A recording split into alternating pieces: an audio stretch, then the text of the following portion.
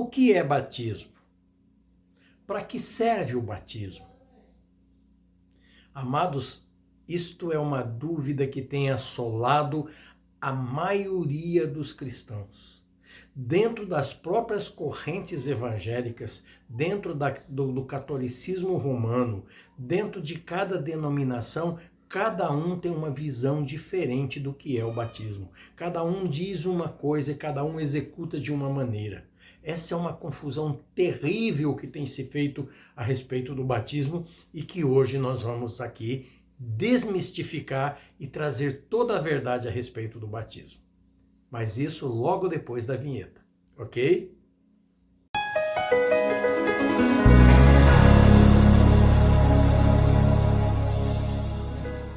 Bem, em primeiro lugar nós precisamos entender que a Bíblia fala que há um só batismo. Um só batismo. Não há dois, não há três, não há quatro. Há um só batismo. Mas quando a Bíblia fala que há um só batismo, ela está dando uma definição velada aqui a respeito do batismo. E nós vamos encontrar esta revelação na carta de Paulo aos Romanos. Quando Paulo escreve a sua carta aos Romanos, no capítulo 6, versículo 3 e 4, ele traz para nós a revelação do que é esse um só batismo. Vamos entender então o que é. Vamos ver o que diz Romanos 6, versículos 3 e 4.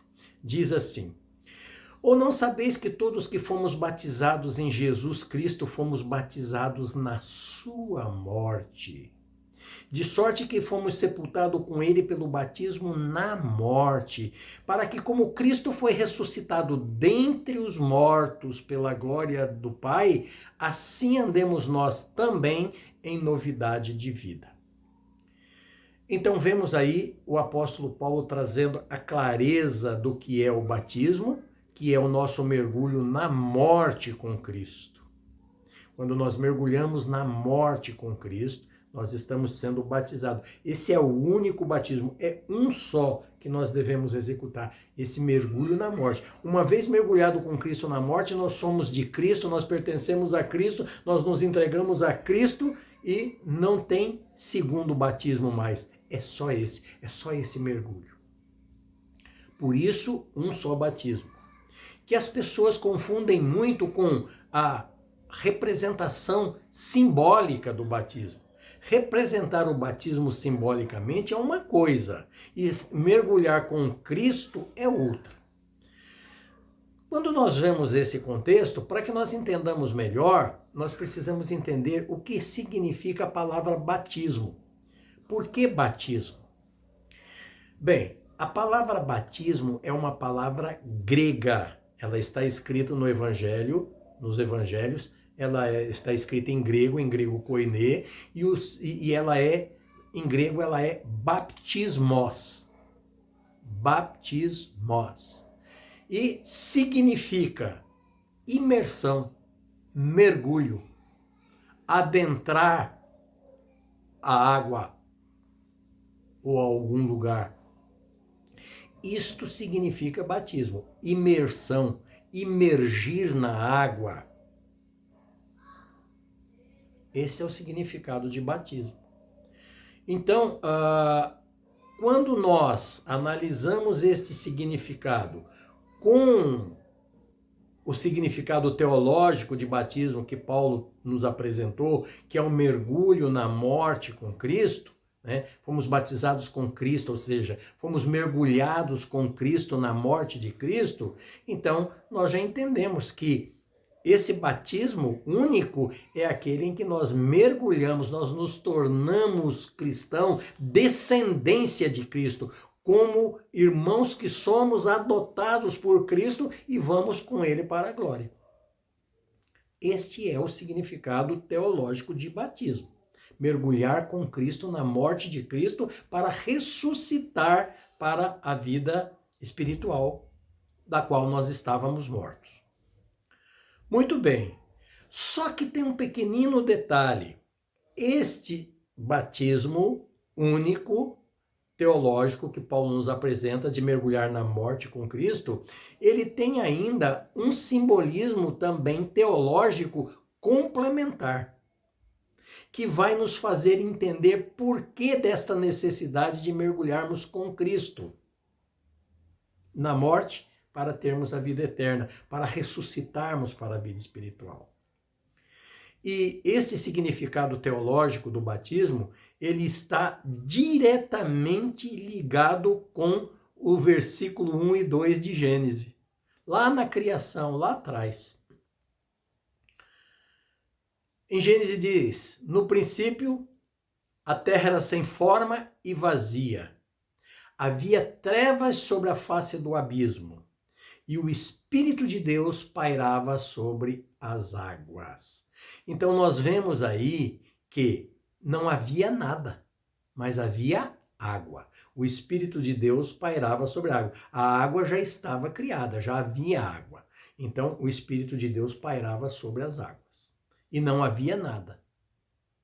É daí, desse primeiro momento da criação das águas, que Deus vai começar a fazer as coisas para nós. Ele vai dizer, haja luz, e vai começar então a trazer para nós toda a história da criação. A partir das águas, da qual o Espírito dele pairava. Muito bem. Somos pessoas do pecado, que estávamos sob maldição, amaldiçoado pelo pecado de Adão, porque quando Adão pecou, Deus disse para Adão, Adão, maldita é a terra por tua causa, e nós ficamos escravos do pecado, como descendência de Adão, ele ficou escravo do pecado e nós ficamos também. Uma coisa precisa entender aqui, que a gente fala muito escravo do pecado, escravidão do pecado, mas não esclarece isso. Segundo a lei da escravatura, quando um senhor tem um escravo, o filho do escravo pertence ao senhor. Quando o filho do escravo nasce, ele já nasce sendo propriedade do senhor, dono daquele escravo. Se o senhor é dono do escravo e o escravo tem um filho, esse filho pertence ao dono do escravo. Numa comparação mais grosseira com os animais, quando nós temos, por exemplo, uma vaca e esta vaca ganha um bezerrinho, a vaca é nossa, o bezerrinho que nasce é nosso. Então, a cria, o filho do escravo, pertence ao dono do escravo. Por isso que nós, como descendência de Adão, estávamos sob maldição e sob o jugo do adversário das nossas almas. Nós estávamos escravos desse adversário. E para sermos libertos, precisávamos morrer carnalmente, em obediência a Deus até a morte, para voltar à vida espiritual, para voltar ao Éden. Mas ninguém conseguia fazer isso porque todos estavam escravizados, sem condição de viver. Foi quando Deus, então, vendo essa condição triste do homem, ele idealizou que quando chegasse o momento oportuno, ele conduziria o nascimento de um ser humano, homem nascido de homem e de mulher. Ele conduziria o nascimento de um ser humano, cujo ser humano esse nascimento estaria sob a direção do espírito dele. Este ser humano seria ungido por ele no momento oportuno, ele ungiria este ser humano e colocaria na boca desse ser humano as palavras dele. E esse ser humano, então, iria fazer o caminho contrário.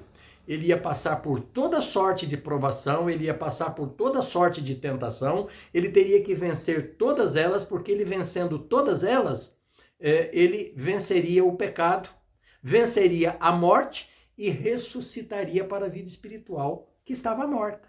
Então ele nasceu morto espiritualmente, ele nasceu na carne espiritualmente, aí Deus unge ele com o seu espírito, ele começa a viver uma vida messiânica, entrega a sua vida carnal, passa toda sorte de sofrimento para morrer na carne em obediência a Deus e voltar à vida espiritual. Ele reconquista o Éden que Adão havia perdido. Então, isso é o que acontece. Agora, quando nós tomamos conhecimento da palavra de Deus, a graça de Deus nos alcança, nos ensina que nós temos o direito à salvação, que Deus nos concedeu o direito à salvação gratuitamente. O que nós fazemos? Nós nos convertemos a Deus. Nós aceitamos Yeshua como nosso Senhor e Salvador, nosso Redentor.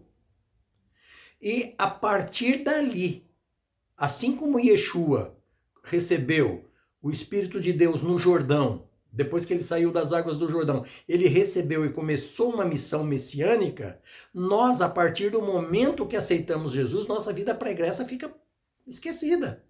Nós, a partir daquele momento, vamos receber também o Espírito Santo e vamos seguir Yeshua na sua caminhada, nos seus ensinamentos.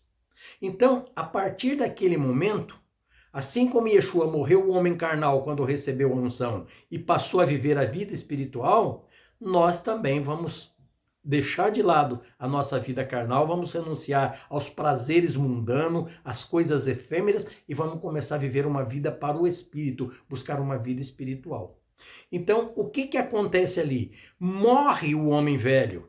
Aquele homem pecador que vinha cheio de pecado, mas que agora se encontrou com Jesus, recebeu a palavra de Deus, tomou posse do seu direito à salvação, o homem velho morre, o homem de pecado morre. Ali começa a nascer um homem novo, uma pessoa nova que vai começar engatinhando na fé e vai crescendo, voltando-se para Deus.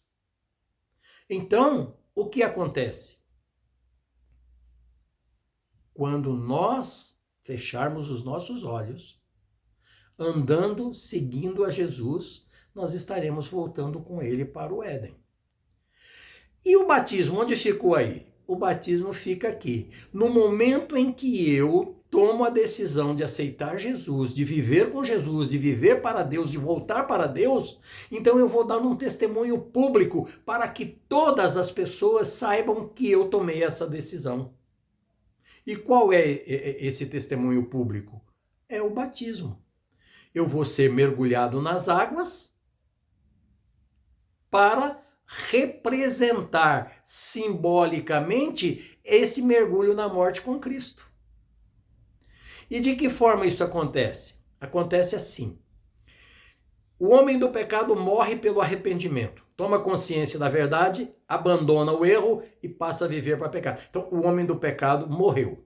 Agora, ele vai ser mergulhado na água. No momento em que ele é mergulhado na água, ele afunda na água, ele foi sepultado. Ele deixou de existir. Quem olhar para a água naquele momento não vê ele não existe mais. Aquele homem morreu e está sendo sepultado nas águas. Ele está voltando à condição de não existência, como lá em Gênesis, que o Espírito de Deus pairava sobre a face das águas e não havia mais nada, só havia água. Ali agora só tem água. Ele está sepultado nas águas. Ele não existe mais, aquele homem do pecado. E quando nós voltamos da imersão, nós estamos ressuscitando para uma vida nova pelo chamado de Deus. Acabamos de receber o chamado de Deus e estamos atendendo o chamado de Deus. Deus nos deu a garantia gratuita de salvação, nos chamou para a salvação, nós fomos sepultados o homem velho e agora nascemos um homem novo. O segundo nascimento, que é o espiritual. Estamos nascendo espiritualmente para a vida com Deus no Éden. E vamos começar engatinhando até ir crescendo, adquirindo a maturidade, até o momento que estivermos prontos. Aí seremos levados para o seio de Abraão, que é o paraíso a que Jesus se referiu e que em hebraico se chama Éden. Pois bem, é esse o significado do batismo. Morte, sepultamento e ressurreição com Cristo. Então, através de Cristo, morre o homem velho, é sepultado nas águas, pelo chamado de Cristo, ele volta para uma vida, ele nasce de novo, mas agora nasce liberto do pecado e para viver para uma vida espiritual santa e digna, conforme os ensinamentos de Jesus, conforme os ensinamentos de Yeshua, segundo a vontade de Deus, para honrar e glorificar o Eterno, o Criador. E assim, abandonar a vida carnal para viver a vida espiritual. A partir daquele momento, a minha preocupação são com as coisas espirituais, não mais com as carnais. As carnais só as necessárias para a sobrevivência. Os prazeres mundanos, efêmeros, que conduzem ao erro, esses ficam todos abandonados. Esta é a razão do batismo, é a verdadeira do batismo. Então, morremos com Cristo para a vida carnal e ressuscitamos com Cristo para a vida espiritual, para viver em glória com Deus, voltando ao Éden como era no princípio. Se Adão não tivesse pecado, estaríamos todos lá desde todo o tempo. Mas como ele pecou e perdeu o Éden, Yeshua agora recupera o Éden, toma posse novamente do Éden para nos levar com ele. E Yeshua, como recebeu o Espírito de Deus com plenitude, foi-lhe dado o poder de ser chamado Filho de Deus. E assim também são todos aqueles que recebem a palavra de Deus, o Espírito de Deus. E em Yeshua, que recebemos através dele, somos adotados como filhos para voltar ao Pai. É isso que nos diz o apóstolo Paulo lá em Gálatas 4, 4, 5, quando nos diz: chegando à plenitude dos tempos, Deus enviou o seu Filho, nascido de mulher sob a lei, para remir aqueles que estavam embaixo da lei, a fim de recebermos a adoção de filhos. Então, através de Yeshua, nós recebemos a adoção de filho. Yeshua veio sob a lei para nos remir da escravidão da lei. Todo mundo fica pensando que é a lei de Moisés. Não é a lei de Moisés que está em evidência aí, não. É a lei do pecado. Yeshua veio nos libertar da escravidão da lei do pecado. Não é da lei de Moisés. A lei de Moisés não era de Moisés, era a lei de Deus para a humanidade. Aquela lei de Moisés só caiu o sacerdócio levítico com as suas práticas, porque o sacerdócio de Yeshua tomou posse no lugar. O resto, que eram os mandamentos de Deus para a vida do ser humano, esses continuam todos em vigor. E Jesus ainda disse que ele não veio destruir a lei e que ai daquele que não cumprisse um dos mandamentos ou que ensinasse os outros a não cumprir. Então veja que a lei de Deus é a lei de Deus. Essa é para a glória de Deus, a nossa vida feliz para estarmos com Deus. Agora, a lei do pecado, esta foi a que Jesus nos libertou. Foi desta lei que ele veio pagar o preço para que nós tivéssemos direito à salvação. Por isso ele é chamado de o primogênito entre muitos irmãos. Ele foi o primeiro que conseguiu chegar lá. Ele foi o primeiro que venceu o pecado, venceu a morte e recuperou o Éden para Deus. Agora, ele nos leva com ele por adoção. Então, ele é o primogênito entre muitos irmãos. Nós somos os irmãos dele, cujo ele é o primogênito. Ok, amados? Essa é a verdade do batismo. Eu espero que você esteja entendido. Espero que a partir de hoje a sua visão a respeito da obra de Yeshua mude completamente e também do seu comportamento. Não pense você que você pode ficar fazendo o que você quer, que não pode, não. Yeshua, sim, ele nos liberta, ele nos defende se nós estivermos nos esforçando para viver em fidelidade com a palavra dele, com os ensinamentos dele, que provém de Deus. Se nós não fizermos isso, se nós nos entregarmos à vida mundana, nós não ressuscitamos com ele. Continuamos presos ao pecado de Adão. Porque a partir de Yeshua, se nós pecarmos, nós não estamos mais sendo condenados por causa do pecado de Adão. Nós estamos sendo condenados pelos nossos pecados, porque a salvação veio para nós e nós rejeitamos. Nós preferimos ficar com o pecado de Adão. Entendido, meus amados? Que Deus abençoe a todos, que o Espírito Santo desça com abundância sobre a sua vida, iluminando a sua vida, o seu coração e trazendo para você a cada dia a certeza de qual é a boa, agradável e perfeita vontade de Deus para a sua vida. Amém? Que assim seja, em nome de Yeshua, em nome de Jesus. Amém.